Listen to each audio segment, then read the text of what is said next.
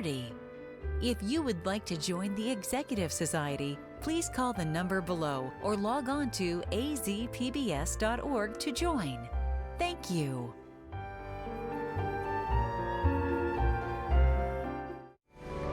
Coming up next on Arizona PBS, Life and World. Millions of people die every year from drinking dirty water. I would never have felt I had the ability to do something without ASU pushing me. We built filtration systems out of local materials with the people. To see those kids drink clean water for the first time, it's the most rewarding feeling that you can ever have. I went to ASU because I wanted to change the world. The thing I never would have expected is how the world would have changed me. Arizona PBS celebrates Arizona history with a moment in time, made possible by the Linkus Group, a registered investment advisor. Opened in 1920, the 7-story Hurd building was the first skyscraper in Phoenix. It can be seen in the opening scene of the 1960 film Psycho. Coming soon to Arizona PBS. There's never been a more important time to make sure facts and the truth are driving conversation. Washington Week is an island of civil discourse in a chaotic media environment. On Friday night, we gather the best reporters in the nation to unpack what's really happening and have a conversation that's not about point of view, but about informing the American people. Washington Week. All new Friday night at 7 on Arizona PBS. From the Cronkite Studios in downtown Phoenix, this is Cronkite News. Coming up, people showing up outside the City Council meeting to make their voices heard. They're calling for action after that controversial Phoenix police video was seen around the world. Also, the emotional community meeting with the Phoenix mayor and police chief. The gathering lasted for nearly 3 hours. And red, blue, and purple? New colors just spotted on Mars. What scientists are saying about this new discovery. Cronkite News starts now. Good evening and welcome to Cronkite News on Arizona PBS. I'm Jessie Jo Polly. And I'm Matt Hogeson. Thank you for joining us. Tensions remain high between the public and the city of Phoenix in the wake of that contentious encounter between a family and police. Today, a series of rallies were held in downtown Phoenix. Our team is out in the field to get the full story on what's happening. We go live with Kyla Wilcher outside City Hall. Kyla? Now, the rally started a few hours before the city council meetings even got underway. So many people filled the chambers that an overflow room had to be used to fit all the protesters here to voice their concerns. No. What do we think? Hey! Our demand is that they vote no on this budget, and that the council members have the courage to demand that these officers be fired, and that there is an implementation plan for all these recommendations before they take on and try to vote on the budget again. We cannot pass the budget until there is a formalized process for police officers that violate any kind of civil rights, any time that a police oversteps its bounds, that there is a formal process to prosecution. Kate is only in office until November, and we can make things happen. If it means threatening their seats and throttling their money, we will go as far as we have to do so. The rallies went by before the city council meeting without any major incidents being reported. From downtown Phoenix, I'm Kyla Wilcher, Cronkite News. Dozens of people were inside the city council chambers waiting to see if council members would address the video. Councilmember Sal DeCiccio pushed back against the protesters. Calling the police officers rapists, murderers is wrong, and you're hurting them. You're not a group. The city does not believe this. The city does not believe this stuff, and that's just what it is. And I think that there needs to be another side of this. There needs to be another side of the public that shows that what is being done here today is a travesty. It's attacking their families. It's attacking everybody else, and it's wrong. If you want to be polite, they're not murderers and they're not wrong. If you want to talk about process, you talk about that, but you do not call them names. Last night, city leaders met with the community at a Valley Church. Tanaya Williamson is live in downtown Phoenix with more. Members of the community were given the opportunity to make their voices heard. Many questions were asked and promises were made to them. While members of the community made their voices be heard outside of Phoenix's Pilgrim Rest Baptist Church, I was disturbed by the recent news about how people of color were treated by the Phoenix police. Well, good evening, Pastor Mackey. Inside, city leaders, including Chief of Police Jerry Williams, tried to address the concerns expressed by those who filled the house of worship. Real change doesn't start with the police department. Real change starts with our community.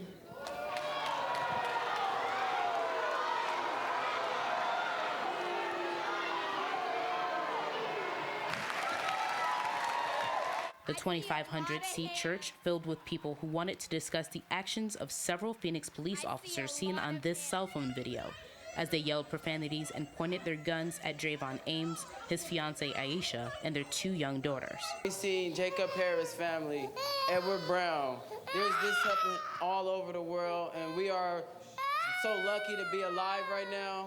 They're so lucky for the bystanders who in the community said, hey, stop that. They spoke up. They stopped those officers. Mayor Kate Gallego spoke briefly and offered few details as to what the next steps will be. I am deeply sorry for the events that led us here today. I asked for this community meeting and Chief Williams' presence so that we would have a chance to listen to your thoughts. Members of the community say they want to see real action and change on behalf of city officials. You know, I'm not gonna give a pat on the back to anybody, right? This conversation is long overdue. My son asked me the other day because he's still traumatized from seeing the guns in his face. So he wanted to know if the cops were going to kill me or just take me to jail the next time they stop me. Today, we spoke with the NAACP East Valley's president, and we discussed what his organization's hopes are for some positive next steps going forward. What we hope to see is a clarification of the process. When a complaint is filed, how is that handled? When an officer has repeatedly violated or been extremely violent or has a track record of violence, how is that handled? What is the firing process if an officer needs to be fired or a bad actor needs to be fired or disciplined? Is the chief at the mercy of the police union? And so the chief needs to have the power to actually fire bad officers. We will have a complete wrap-up of what happens in City Council in tomorrow's broadcast. Reporting live in downtown Phoenix, Tanaya Williamson, Cronkite News. If you were in downtown Phoenix this morning, you may have heard helicopters and saw an increased police presence. Cronkite News reporter Amanda Slee explains this was all part of a national security conference. Phoenix first responder teams are taking a break from the meetings and demonstrations inside to step into SWAT cars like this to do a terrorist demonstration outside. The scene is this. Phoenix first responders get intel that a small group of domestic terrorists are targeting a hospital. A suspect vehicle flies down 3rd Street outside the convention center and choppers land with SWAT teams rushing inside a nearby building. Phoenix Fire, hazmat crews, and a robot work the scene where the driver is stopped. Phoenix Fire Captain Rob McDade hopes this demonstration shows the public they don't need to worry. With your tax dollars that you use, that you pay, that we've got you protected, and that indeed we do have a plan for anything, God forbid, that could happen. McDade also says it's important to be prepared. When you look at Phoenix, we're a city that hosts Final Fours, All-Star games, and the Super Bowl. So we need to show them that for any major emergency that could happen, we're prepared for it. We're going to show them what we can do in a moment's notice because it happens so quickly. If there's a terrorist act, we need to show them that we are indeed prepared. The demonstration is part of the National Homeland Security Conference, and it's brought public safety personnel together from around the world to network and share tips. Preparing here is, talking, learning, collaborating, seeing what others are doing. So maybe it's not being done in your hometown, but now we take it back and we can start implementing whatever that action might be in your own hometown to make sure we're doing the best. In downtown Phoenix, Amanda Slee, Cronkite News. The exact tactics used to secure the simulated terrorist vehicle were hidden from media cameras. That's because these tactics are meant to be kept confidential for security reasons. An emergency border funding deal has been reached between party leaders in the U.S. Senate. The agreement is worth $4.6 billion to address the influx of migrants at the southern border. Senator Chuck Schumer gave his remarks. The agreement includes $2.8 billion from the Department of Health and Human Services to be directed to the Office of Refugee Resettlement.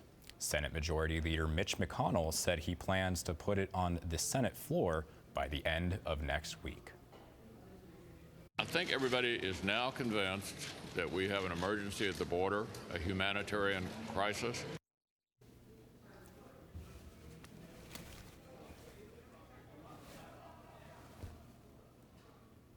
The agreement does not have the final sign-off from House Democrats, who blocked consideration of a similar deal last month. Coming up, the Navajo Nation got a little spark. Find out about a special project that brought utility crews from all over the country to connect homes in the Navajo Nation to the electric grid. Also, the Grand Canyon is a beautiful landmark, but officials say it needs all kinds of repairs. And how much will they cost? Find out after the break.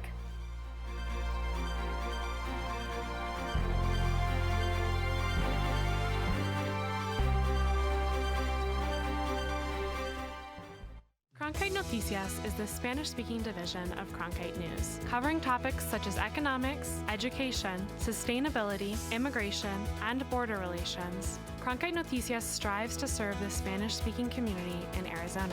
Under the guidance of prominent Spanish-speaking professionals, students at the Walter Cronkite School of Journalism develop content for our broadcast partner, Univision, as well as on Facebook and Twitter. Explore Cronkite Noticias at cronkitenoticias.azpbs.org.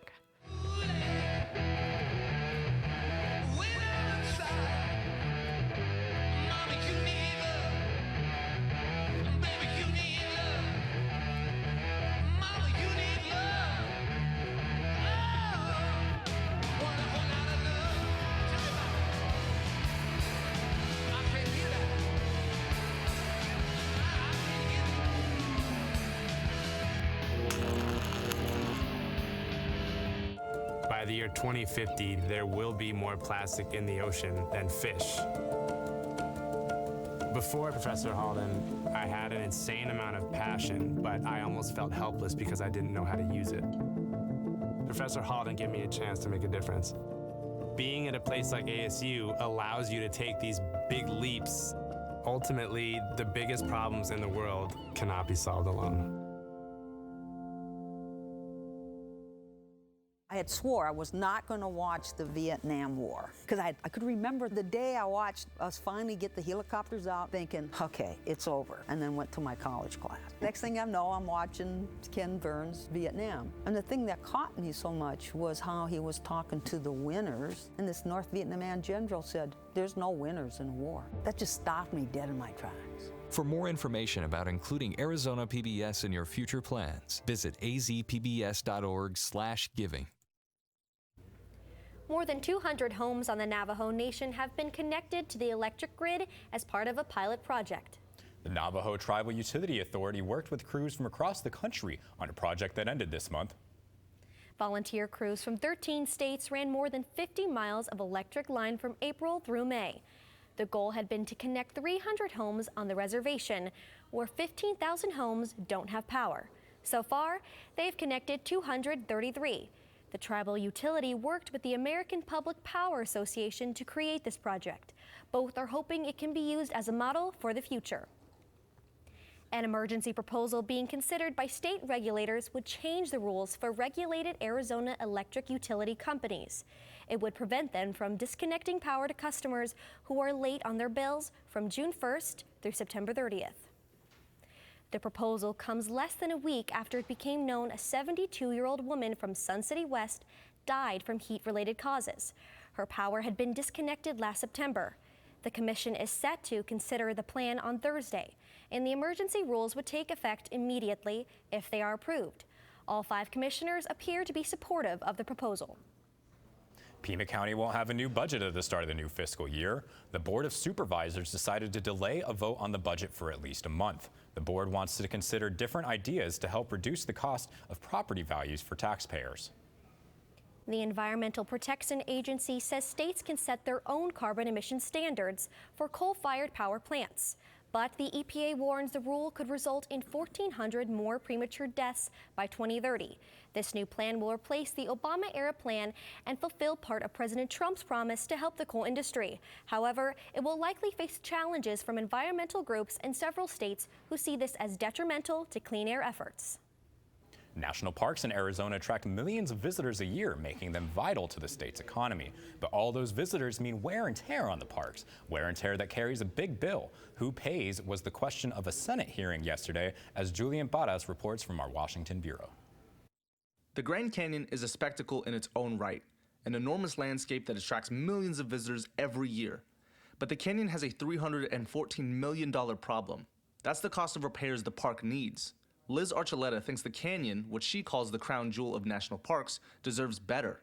I feel like our delegation from Arizona knows the issue very well in terms of deferred maintenance of parks, and Grand Canyon National Park being the crown jewel of parks, they're very familiar with what the needs are. Those needs are just part of the $507 million in deferred maintenance at national parks in Arizona, which is just a fraction of the $12 billion backlog nationally. Archuleta was among witnesses at a Senate hearing yesterday that grappled with the problem of aging and worn park facilities, like the Grand Canyon's main water pipeline. The pipeline was built in the 1960s and it was supposed to last 40 years. And so as you can see, it's way behind its time in terms of being fixed and being reconstructed. While witnesses and senators both recognized the problem, few had answers. But one senator said park users should be part of the solution. If we really care about this issue, we should consider user fees to apply to all those to whom they ordinarily apply. The Louisiana senator worried that funds to fix the nation's parks might be taken from deserving projects in Gulf Coast communities. I'm a little bit, what's the word, less convinced about crocodile tears for our parks when people will not assess appropriate user fees on those using those parks to defray this expense. Witnesses offered some possible solutions, including public-private partnerships.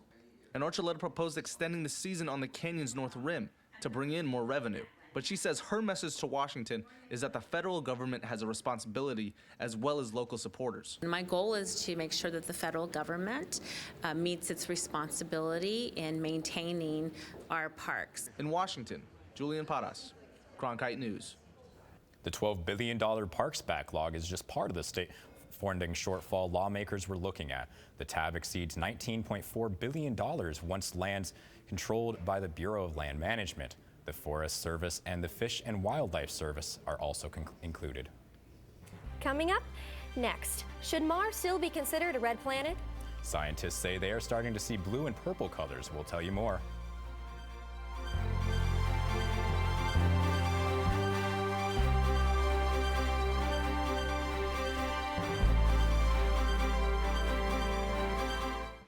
I'm Judy Woodruff, anchor and managing editor of the PBS NewsHour.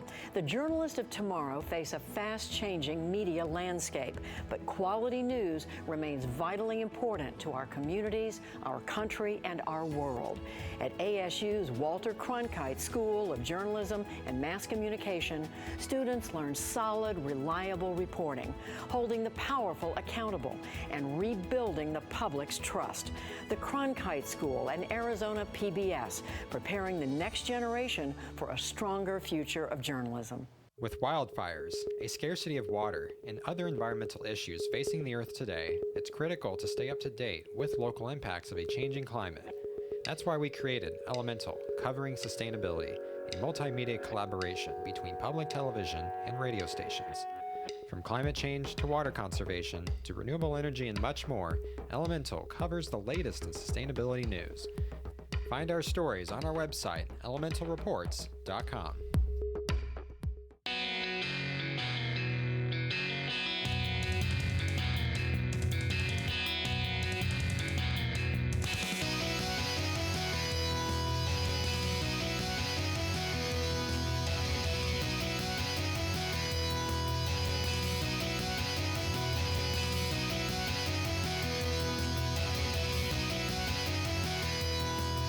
Cronkite News weeknights at 5 on Arizona PBS.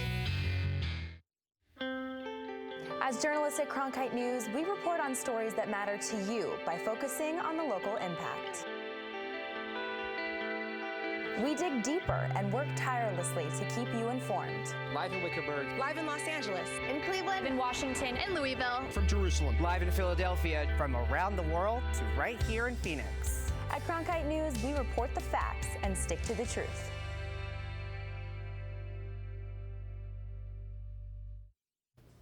According to NASA's new image of the fourth planet from the sun, there appears to be signs of blue and purple on Mars. A scientist from the University of Arizona says the blue might come from quote-unquote water ice.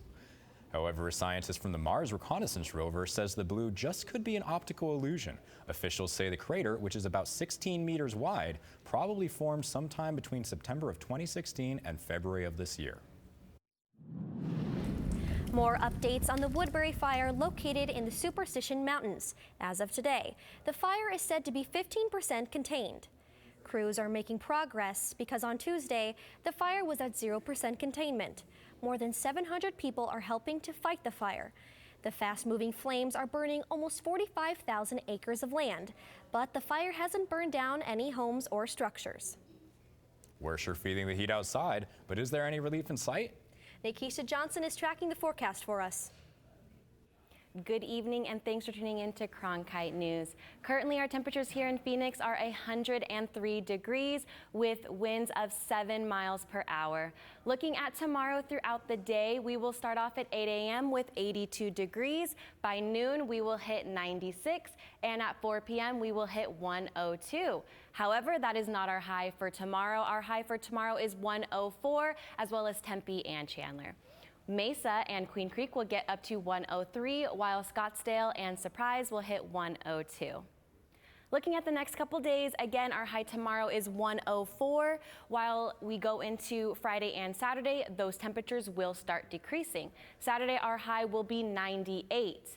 However, when we hit Sunday, we will get back up into those triple digits, all the way up to 105 on Wednesday. Our lows will be those mid-70s throughout the week. Our weather reporter Emmy mentioned earlier this week that we are in monsoon season. I hope that most of you are prepared. If not, don't worry. We have an article on our webpage we did a couple weeks ago on tips to prepare for monsoon season. I hope that we all are ready for the storms to come. I'm Nikisha Johnson with Cronkite News. No signs of slowing down. MLB players racking up home runs. They're setting new records, and the D-backs are helping the trend. What the team has to say about their success coming up.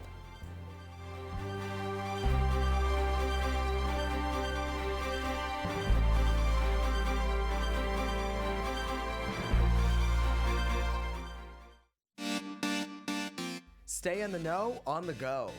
At Cronkite News, we work hard to report the facts and keep you updated, whether we're on set or on the scene. Taking it from the studio to the field. So I'm here in South Phoenix. In Phoenix, we're just a click away. Follow us on Facebook and Twitter, or find us online at cronkitenews.azpbs.org. By the year 2050, there will be more plastic in the ocean than fish. Before Professor Halden, I had an insane amount of passion, but I almost felt helpless because I didn't know how to use it. Professor Halden gave me a chance to make a difference. Being at a place like ASU allows you to take these big leaps. Ultimately, the biggest problems in the world cannot be solved alone.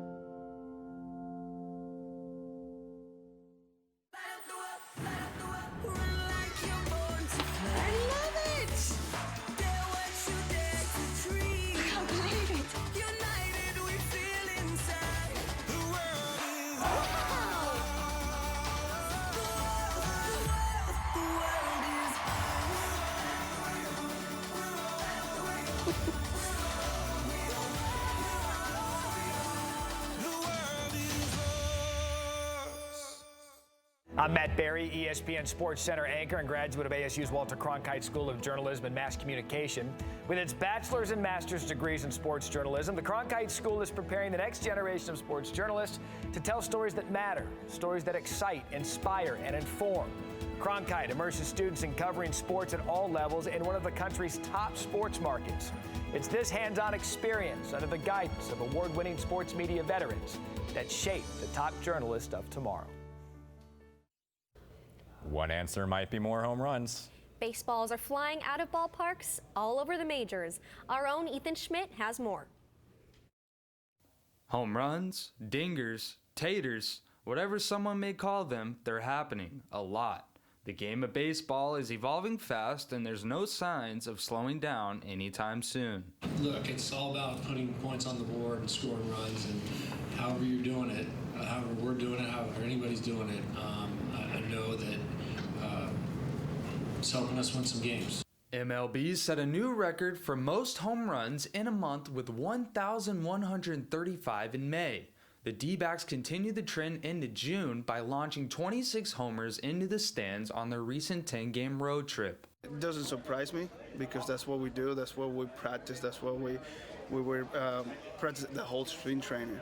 You know, trying to score as many runs that we can and do this little thing and work as a team. The D-backs were even able to change a few record books with the hot road bats. Arizona set a new franchise mark with 8 homers in one game against the Philadelphia Phillies that actually concluded with an MLB record 13 homers combined. It was crazy, you know, when you think about how long baseball's been around and to be a part of a game where the most home runs ever were hit in a game. It's pretty special. It was a weird game. You know, I think there was like 6 or 7 homers in the first couple innings. When you're talking about doing things like that, as I always say, the records I know are meant to be broken, but when you're breaking them, it's pretty fun. MLB sluggers have already combined for over 600 home runs just halfway through June. In Phoenix, Ethan Schmidt, Cronkite News. The Major League Baseball record for most home runs in a season is 6,105. That was set back in 2017. However, with the increasing numbers this year, the league is on pace to shatter that mark yet again, and they may have to start using a pencil in some record books. Cronkite News is proud to be the news division of Arizona PBS. Here's what's coming up on Arizona Horizon. On the next Arizona Horizon, the GI Bill turns 75. We'll hear about the Arizonan who helped create the law that's helped generations of veterans. And new research looks to find the perfect asphalt by using recycled materials. That's it for Cronkite News tonight. Thanks for joining us. For top Arizona stories anytime, go to cronkitenews.azpbs.org.